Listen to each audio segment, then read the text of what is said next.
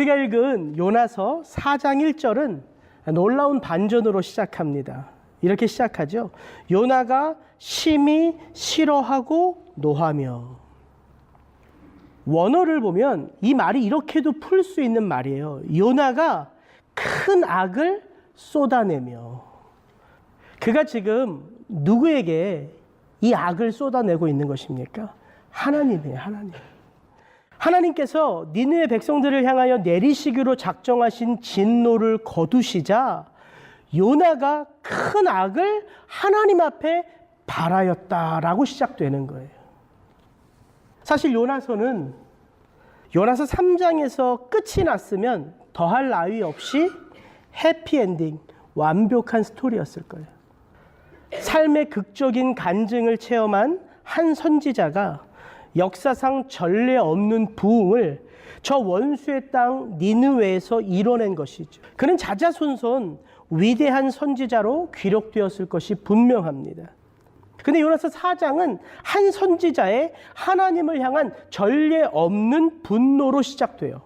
저는 본문의 말씀을 한 주 묵상하면서 이 요나의 분노에 대해서 어떤 말씀을 좀 나눌까 생각하다가 계속해서 본문을 묵상하는 가운데 요나의 분노가 이 스토리를 이끌어가는 중심 소재이기는 하지만 오히려 요나의 분노하는 모습보다 이 요나의 분노를 하나님이 어떻게 다스리고 계신지가 훨씬 더 제 마음 깊이 다가오더라고요.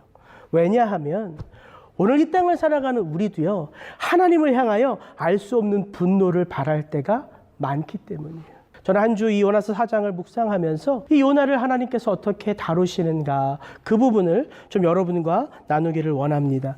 오늘 보면 1, 2절을 같이 한번 읽어봅시다. 요나가 심히 싫어하고 노하여 여호와께 기도하여 가로되 여호와여 내가 고국에 있을 때에 이러하겠다고 말씀하지 아니었나이까. 그러므로 내가 빨리 다시스로 도망하였사오니 주께서는 은혜로우시며 자비로우시며 노하기를 더디하시며 인애가 크시사 뜻을 돌이켜 재앙을 내리지 아니하시는 하나님이신 줄을 내가 알았음이니이다. 하나님이 어떠한 분이신지 또 하나님이 어떻게 행하실지 요나는 그 하나님에 대하여 다 알고 있음에도 불구하고 하나님이 행하신 그 일로 말미암아 하나님께 그 분을 쏟아내고 있는 것입니다. 요나는 이미 이전에도 하나님의 명령을 받아 선지자의 직분을 감당했던 사람이에요. 그래서 요나가 하나님의 첫 명령을 받았을 때 그가 직감적으로 하나님이 이렇게 나를 니느웨로 보내셔 심판을 명하라 하시지만 하나님의 그 성품을 내가 헤아려 보면 하나님께서 니느웨를 회개케 하시고 회복케 하실 수도 있을 것 같다는 그 직감으로 요나가 깨달았다는 거예요. 그래서 그 첫 명령에 요나가 다시스로 도망했다고 말합니다. 하나님이요, 이 땅을 다스리시고 통치하실 때 하나님 기분대로 다스리시고 통치하는 것이 아닙니다. 하나님이 창조하셨고 하나님이 작정하셨으니까 하나님이 원하는 대로 마음대로 이 세상을 다스리고 통치하시는 게 아니에요.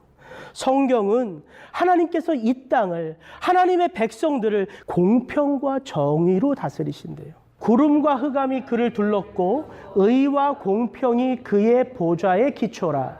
그가 땅을 심판하러 임하실 것이미로다. 그가 의로 세계를 판단하시며 공평으로 그의 백성을 심판하시리로다. 하나님의 권위를 상징하는 그 하나님의 보좌가 무엇으로 되어 있냐면 의와 공평으로 되어 있대요. 하나님께서 이 땅을 심판하시는데 어떻게 판단하시게 이 땅을 심판하시냐면 의와 공평으로 이 세상을 다스리시고 판단하신다는 거예요. 그리고 하나님은 하나님의 백성인 저와 여러분들이 동일하게 이 땅에서 그 하나님의 의와 그 하나님의 공평을 보여주고 나타내기를 원하신다고 말씀하세요. 그런데 참 아이러니하게도 그 하나님의 명령을 받아서 그 명령을 선포하는 요나 선지자에게는 자기 자신의 의의가 있어요. 자기 자신이 세상을 보고 자기 자신이 세상을 판단하는 자기 기준이 있는 거예요. 그래서 요나는 이토록 하나님이 행하신 그 일에 대하여 분노하고 있는 것입니다. 요나서 1장부터 3장까지가 요나 한 사람을 통해서 니느웨를 돌이키고자 하시는 하나님의 큰 프로젝트였다면, 이 요나서 4장은 이 요나의 마음속 깊이 새겨져 있는 그의 이 자기 의를 깨뜨리고자 하시는 하나님의 또 다른 프로젝트가 시작되는 거예요.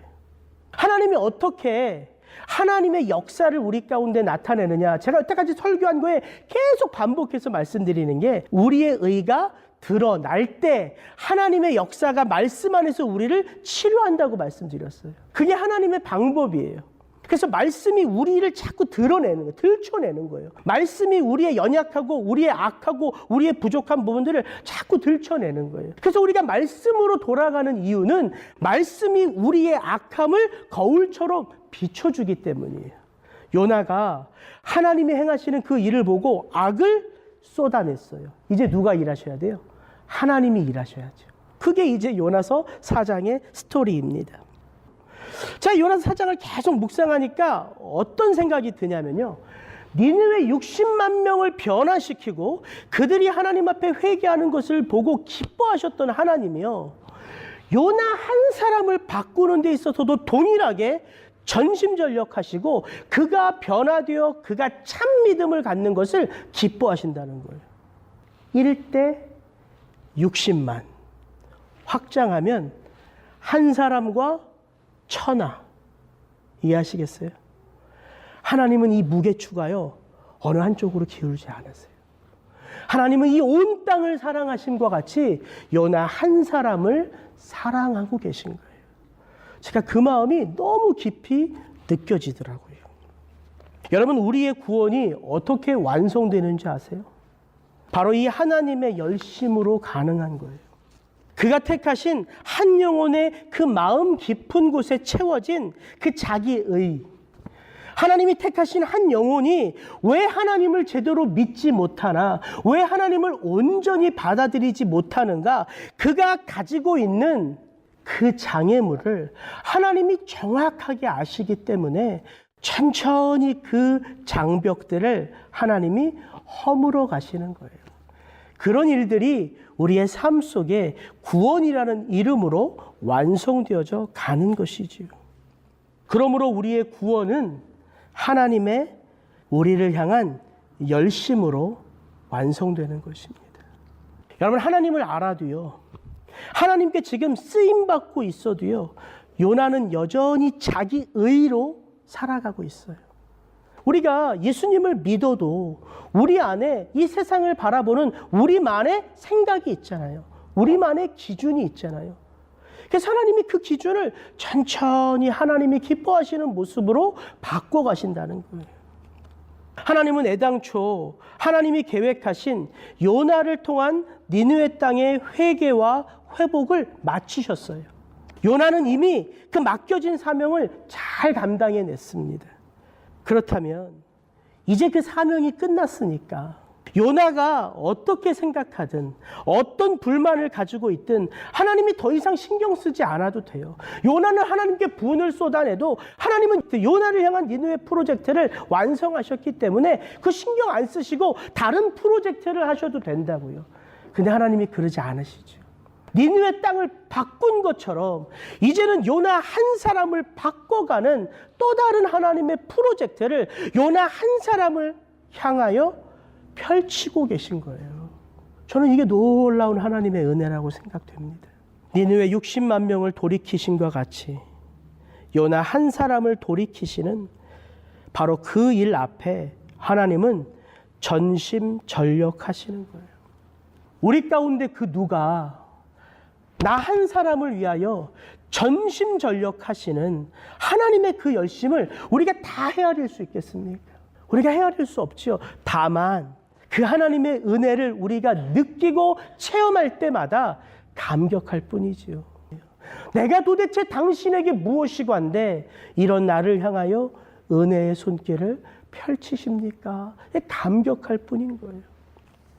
혹시 이 자리에 앉아 계신 우리 성도님들 가운데 이렇게 생각하시는 분들이 있다면, 이 많은 세상 사람들 가운데 이렇게 많은 교회와 이렇게 많은 성도들 가운데에 하나님이 내 문제, 내 마음의 상태에 관심을 가질까 생각하시는 분이 있다면 오늘 말씀이 바로 그 마음속에 임하기를 주의 이름으로 축복합니다.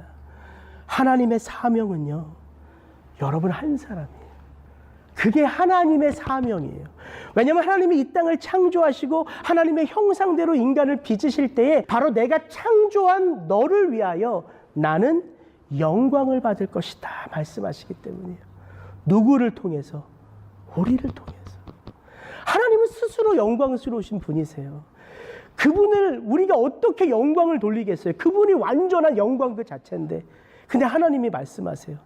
내가 창조한 너를 통해서 내가 영광을 받을 것이다. 그게 하나님의 사명이에요. 그래서 하나님이 작정하신 영혼은 반드시 구원받는 거지요. 그게 놀라운 구원의 신비입니다. 오늘 본문을 보시면 반복되는 구절들이 곳곳에 나와요. 3절과 8절에 이렇게 반복되죠. 여호와여 원컨대 이제 내 생명을 취하소서. 사는 것보다 죽는 것이 내게 나음이니이다. 요나가 혼곤하여 스스로 죽기를 구하여 가로되 사는 것보다 죽는 것이 내게 나으니이다. 요나가 분노하면서 고백했던 그의 고백이에요. 사는 것보다 죽는 게 낫다. 여러분, 분노란요 굉장한 에너지를 동반합니다. 이게 분노예요. 분노. 자신을 절제하지 못하도록 만드는 게 분노죠. 분노 자체를 성경에서 죄라고 말하진 않아요. 그러나 분노가요, 죄로 가기에는 너무나 좋은 조건이라고 말하죠. 그 분노로 인하여 우리는 큰 죄악을 범하는 지경에까지 자주자주 도달하게 되는 것을 우리는 삶을 통해서 경험합니다. 요나의 모습이 그것을 보여줍니다. 요나는 지금 자신이 누구를 대면하고 있는지를 잊어버린 것 같아요. 분노란 해서는 안 될 말을, 해서는 안 될 행동을 하게 만들어요. 그 하나님 앞에 사는 것보다 죽는 게 낫다? 그게 할 말이에요? 진짜 죽기를 작정하고 한 게 아니에요. 분노를 통해서 그의 입술이 열린 거죠. 왜 이렇게 사람들은 분노하게 되는가? 이유 없이 분노하는 사람들은 없을 거예요. 저마다 다 내가 화를 낼 만하니까 내지. 다 이렇게 말하잖아요. 저도 아내하고 싸울 때 내가 이유 없이 이러는 줄 알아? 당신이 뭘 건드렸으니까 이러지. 이렇게 다 이유가 있어요. 근데 사람들은 그 분노의 이유를 어디서 찾냐면 다 외부에서 찾아요. 그 사람이 나를 향한 어떤 말, 행동, 내가 지금 처한 어떤 상황이나 환경, 그것 때문에 분노한다는 거예요. 근데 정확하게 말하면요, 분노라는 한자어를 보면요, 참 아이러니하게 분노가요, 둘 다 분낼 분, 분낼 노자예요. 근데 그 두 한자어를 보면 그 한자어 둘 중간에 마음 심자가 이렇게 새겨져 있어요. 분노는 외부의 반응에 의한 내 마음속의 상태 때문에 일어나는 거예요. 그러니까 분노란 1차적인 외부의 환경에 의해서 내 마음에 있는 어떤 것이 자극되어졌기 때문에 분노로 표출되는 거예요. 내 마음의 상처, 아픔, 쓴뿌리, 억울함, 배신감, 좌절, 이런 것들이 누구의 말과 행동에 의해서 부닥쳐서 표출되는 거예요. 제가 있었던 산호세에 벤처처치라고 하는 미국 교회를 담임하시는 칩 잉그램 목사님의 저서가 분노 컨트롤이라는 책이 있어요. 요 분의 책의 한 대목이 제 마음에 와닿더라고요. 이 분노 컨트롤에서 이 칩 잉그램 목사님은 우리 마음의 어떤 상태로 인해서 우리가 분노하는지를 다음과 같은 세 가지로 설명하고 있어요. 분노를 일으키는 마음의 상태 세 가지. 필요를 체험받지 못할 때 오는 상처 때문에 분노하기 쉽다는 거예요. 상처 때문에. 기대가 꺾일 때 오는 좌절이 분노를 일으키기 쉽대요. 자존감을 위협받을 때 오는 불안이 우리로 하여금 분노하게 만든다는 거예요. 근데 이 세 가지가요, 정확하게 요나의 입장하고 결부되고 있어요. 요나는요, 어떤 일이 있어도 하나님은 내 편인 줄 믿었어요. 왜냐하면 요나에게는요, 지울 수 없는 간증이 있죠. 이 땅에 어떤 사람이 그 지중해 한복판에 빠졌는데 물고기 뱃속에 들어가서 생명으로 잉태되어 나옵니까? 없잖아요. 이건 요나에게만 주어진 특별한 간증이라고요. 마치 사도 바울이 다메섹 도당에서 그 눈이 멀었다가 다시 떴던 놀라운 간증과 같이 요나에게는 지울 수 없는 아주 강력한 간증이라고요. 요나는요, 하나님이 어떤 경우에라도 내 편이라고 믿었어요. 여러분, 하나님이 누구 편이세요? 하나님이 열심히 믿고 있는 성도님들 한 분 한 분들의 편일까요? 아니죠. 하나님은 누구 편이 아니세요. 하나님은 하나님의 백성들이 하나님의 편에 서서 진리 가운데 행하기를 원하시는 거예요. 또한 그는 자신이 전한 메시지를 믿고 있었어요. 요나가 어떤 메시지를 전했습니까? 40일이 지나면 니느웨 성이 무너지리라, 이런 심판의 메시지를 전했어요. 자신에게 그 메시지를 주신 하나님을 믿어야죠. 그러니까 요나가 되게 지혜롭고 똑똑한 선지자인 것처럼 보여지지만 요나는 아이러니하게도 자기가 세운 틀 안에 갇혀 사는 선지자였던 거예요.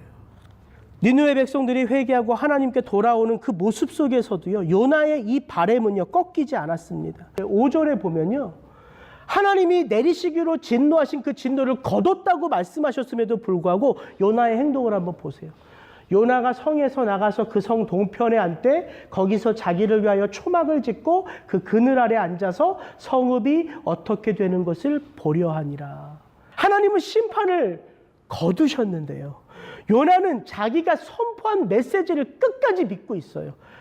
40일 동안에 이 니느웨 성은 반드시 망할 것이다. 자기를 위하여 초막을 짓고 그 성이 어떻게 되는지를 지켜보고 있다는 거예요. 요나의 그 완고한 고집이 얼마나 강한지를 우리에게 보여주고 있는 거예요. 자기 의가 무너져 내린 좌절감, 이게 요나로 분노하게 만든 거예요. 뿐만 아니라 그는 선지자로서의 자존감이 무너져 내렸어요. 선지자는 어떤 사람입니까? 하나님의 말씀을 받아서 그 말씀을 전할 때에 그 말씀대로 그 역사가 일어나면 선지자는 높임을 받고 존경을 받는 거예요. 근데 요나는 심판이 임할 것이다, 망할 것이다. 그런데 니느웨 성이 망하지 않았죠. 그러니까 앞으로 요나는 어떻게 내가 선지자로서 이 사명을 감당할까 두려움 가운데 자존감에 큰 상처를 입은 거예요. 이런 요나를 하나님이 어떻게 대하시는가, 반복되는 구절이 있어요. 근데 그 반복되는 구절이 어떻게 나오냐면 요나가 죽여달라는 그 대목에 이어서 바로 나와요. 이렇게 나옵니다. 여호와께서 이르시되 너의 성냄이 어찌 합당하냐 하시니라. 하나님이 요나에게 이르시되 내가 이 박농쿨로 인하여 성냄이 어찌 합당하냐. 여기서 너의 성냄이 어찌 합당하냐, 이 말은요 이렇게 풀었을 수 있는 말이에요. 요나야, 내가 지금 화를 내고 있는 것이 너에게 어떤 유익이 있느냐, 이렇게 풀었을 수 있는 말이에요. 하나님은 분노로 이성을 잃어버린 요나에게 그를 책망하지 않습니다. 그를 가르치지 않아요. 왜일까요?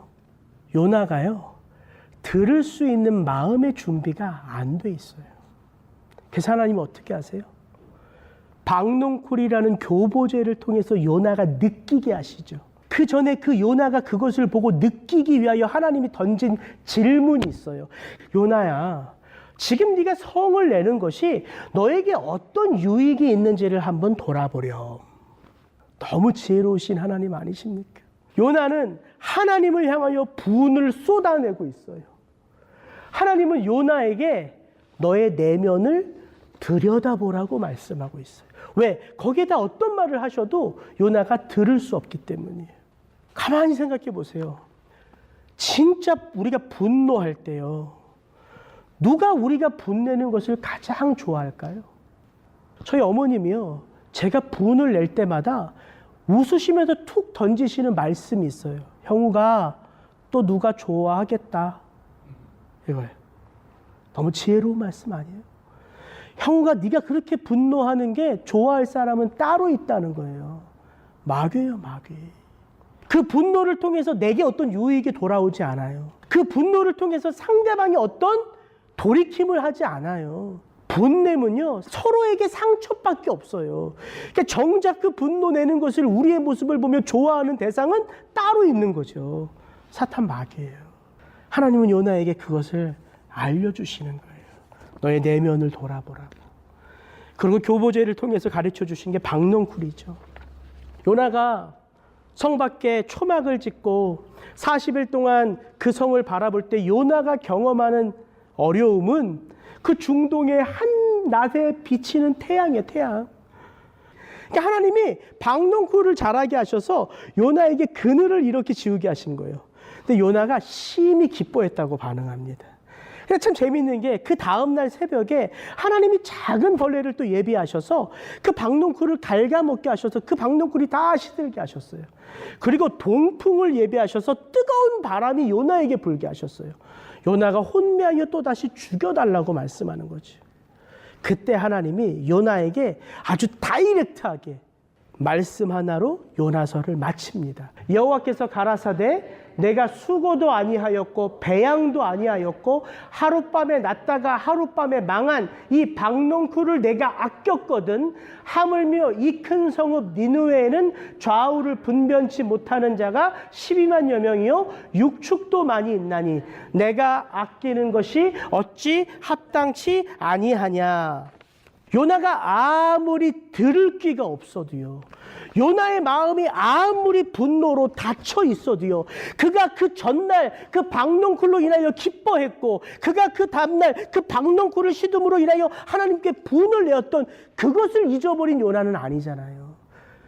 하나님이 그 타이밍에 정확하게 왜 하나님께서 니느웨 성을 보호하시고 지키셨는지를 요나에게 말씀하시는 거예요. 저는 이 4장을 묵상하면서 하나님이 우리를 다스려 가시는 하나님의 그 손길이 너무나 신비하고 놀랍더라고요. 하나님의 낯을 피하여 도망치는 요나에게는요, 하나님이 지중해 한복판에 큰 바람을 일으켜서 이 바다를 울렁거리게 하세요. 그리고 요나를 삼킬 만한 큰 물고기를 예비하셔서 요나로 하여금 돌이킬 수 있는 은혜를 예비하세요. 하나님의 크고 놀라운 섭리와 손길이죠. 근데 요나가 분노해서 자기 자신이 어떤 상태인지를 잊고 하나님 앞에 어떻게 반응해야 될지도 모르는 그 요나에게는 하나님이 아주 사소한 박농쿨, 아주 작은 벌레를 통해서 요나에게 깨달음을 주세요. 저는 이런 생각이 들었어요. 우리가 자주자주 하나님에게 하나님 저에게 좀 큰 은혜를 베풀어 주세요. 이왕 하나님 은혜를 베풀어 주실 거면 모든 사람도 다 알 수 있는 크고 놀라운 능력을 좀 베풀어 주세요. 우리가 이렇게 하나님 앞에 기도할 때가 얼마나 많아요. 근데 하나님은 그렇게만 일하시는 게 아니라 오히려 우리의 삶에 아주 작고 아주 세밀한 아주 소소한 것들을 끊임없이 보여주시면서 내가 지금 너와 함께하고 있음을 알게 하시면서 하나님을 향한 믿음, 하나님을 향한 확신, 하나님을 향한 담대함을 자라가게 하신다고요. 그게 하나님의 역사예요. 제가 이 본문의 말씀을 묵상하는 가운데 참 옛날에 아주 작고 세밀한 것들, 제 부끄러운 모습들이 떠오르더라고요. 제가 신학교 다닐 때 그때 이제 신학생이 무슨 돈이 있겠어요. 돈 한 푼이 귀하잖아요. 한 번은 생활비가 너무 떨어지는데 제가 맨날 이게 물을 사서 먹어야 되잖아요. 신학교에서 물을 사서 먹어요. 발을. 그거 뭐 하나에 1불 25센트? 뭐 이 정도 되는 건데 그거를 뭐 한 달에 뭐 20개씩 이렇게 사 먹는 게 너무 아까운 거예요. 그래서 제가 어떤 생각이 번뜩 들었냐면, 교회에 그 물 정수기가 있으니까 거기서 그 물을 따라가지고 채워서 마시면 되지, 이걸 한 달에 25불씩 30불씩 쓸 필요가 없겠다. 그게 머리에 번뜩 생각이 든 거야. 그래서 이제 제가 바들병 이걸 버리지 않고 그 빈 거를 닦아가지고 이제 제가 새벽기도 설교하러 갈 때마다 거기에 물을 담은 거예요. 이렇게 딱. 근데 좀 창피하잖아요. 성도님 있을 때 막 5-6개씩 담는 게. 그러니까 새벽에 일찍 가서 그걸 이제 따르고 한 5-6개를 이제 기쁨 가운데 가방에 이제 넣어놓고 설교를 했어요. 근데 그 설교가 어떤 설교였냐면, 하나님 앞에 우리가 아주 작고 세밀한 것까지도 정직하게 행하자, 코람대오하자, 이 설교였어요. 그 설교를 아주 열심히 아주 담대하게 전하고 딱 앉아가지고 기도를 하는데 제 마음 가운데 야, 너 아주 작고 세밀한 것까지 하나님 앞에 정직하게 행하자며. 너 책가방에 있는 그 물통은 누구 거냐? 네 거냐 교회 거냐? 그게 이렇게 마음에 느껴지더라고요. 기도하다가 일어나가지고요, 그 가방을 가지고 가서 주방에 가서 그 물을 다 따랐어요. 30불 때문에 하나님 앞에 죄 짓지 말자 결단을 했어요. 우리 아내는 그래요. 그 물 버리는 게 더 아깝다고. 그게 뭐 그렇게 큰 죄냐고 그래. 근데 그때 하나님이 제게 주신 은혜였던 거예요. 그 말씀을 통해서. 우리의 삶에 이렇듯 크고 놀라운 구원의 은혜뿐만 아니라 아주 작고 아주 세밀한 은혜가 매일매일 우리의 삶 속에 함께하고 있다는 사실이에요. 하나님은 그 일을 통해서 하나님을 향한 믿음을 키워가시는 거예요. 요나서를 통해서 하나님은 니느웨를 바꾸고 60만 명을 바꾸는 그 하나님의 은혜만 있는 것이 아니라 너 한 사람을 바꾸는 것도 하나님의 은혜다. 나의 역사다. 그것을 가르쳐 주시는 거죠. 제가 요나서를 묵상하고 4장을 마무리하면서 제가 예수 그리스도를 다시 생각하지 않을 수 없겠더라고요. 예수 그리스도. 여러분, 하나님이요, 요나를 통하여 니느웨의 심판의 메시지를 전하게 하셨어요. 하나님의 계획이 요나를 통해서 심판의 메시지가 전해지면 니느웨 백성들이 회개할 거다. 그래서 하나님 앞에 금식하며 돌아올 거다. 하나님의 계획이 거기까지였을까요? 성경에는 안 나와요. 그래서 제가 요나서를 계속해서 묵상하니까 하나님의 계획은요, 거기까지가 아니에요.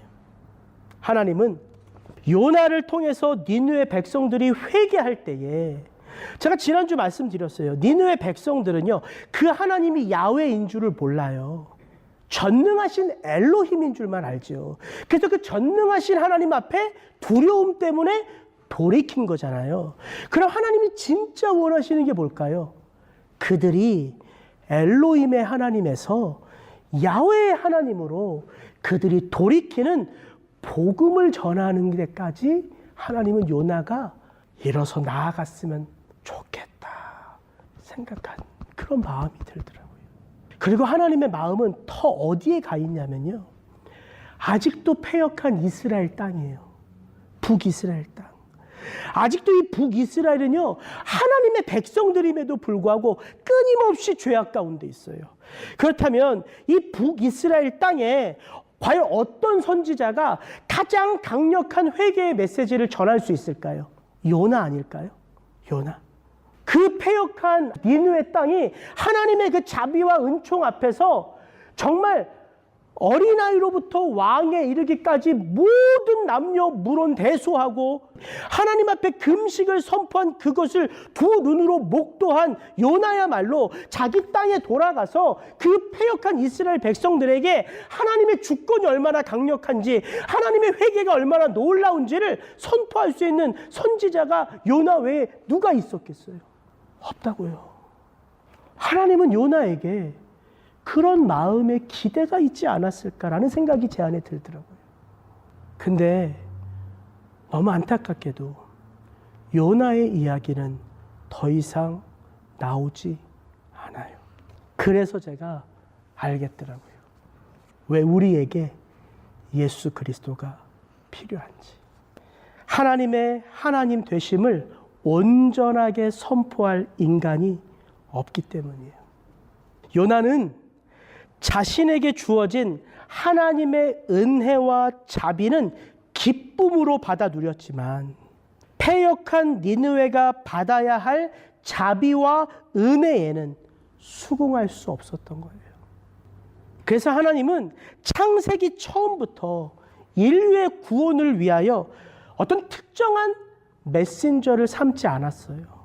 오직 한 분 예수 그리스도를 통해서 우리를 구원하시기로 작정하신 거죠. 오늘도 우리는 하나님의 사랑에 반응하여 살아갑니다. 어떻게 해요?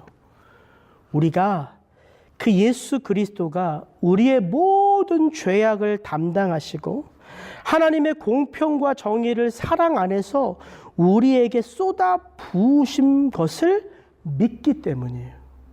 우리의 모든 죄악이 예수 그리스도에게 전가되고 예수 그리스도의 완전함이 우리에게 전가된 것을 믿기 때문에, 그것을 체험했기 때문에 우리가 오늘을 살아가면서 하나님의 사랑에 반응할 수 있는 거예요.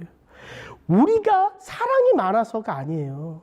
하나님의 사랑이 우리를 강권하시는 거예요. 그래서 우리가 긍휼한 자를 보면, 안타까운 자를 보면 우리의 마음이 움직여지는 거예요. 왜? 하나님의 사랑이 우리를 붙들고 있기 때문에. 같이 한번 읽어보겠습니다. 시작. 모든 것이 하나님께로 났나니 저가 그리스도로 말미암아 우리를 자기와 화목하게 하시고 또 우리에게 화목하게 하는 직책을 주셨으니 이는 하나님께서 그리스도 안에 계시사 세상을 자기와 화목하게 하시며 저희의 죄를 저희에게 돌리지 아니하시고 화목하게 하는 말씀을 우리에게 부탁하셨느니라. 사도 바울의 고백이에요. 사도 바울이 어떻게 고백하냐면 하나님이 그리스도 안에서 하나님과 우리를 화목하게 하셨대요. 그리고 그 화목하게 하는 직분을 그리스도 안에서 우리에게 맡기셨다는 거예요. 근데 이 화목하게 하다라는 단어가요, 헬라어로 카탈라소라는 단어인데요. 이 단어가 아주 재미있는 단어예요. 바울만 사용하는 단어인데요. 카타라는 단어와 알루소라는 단어가 이게 합해진 단어예요. 카탈라소. 카타는 부사예요. 완전히, completely, perfect 이런 뜻이에요. 알루소라는 단어는요, exchange 하다는 거예요. 교환하다. 그렇다면 이 단어를 풀면 어떤 말이에요?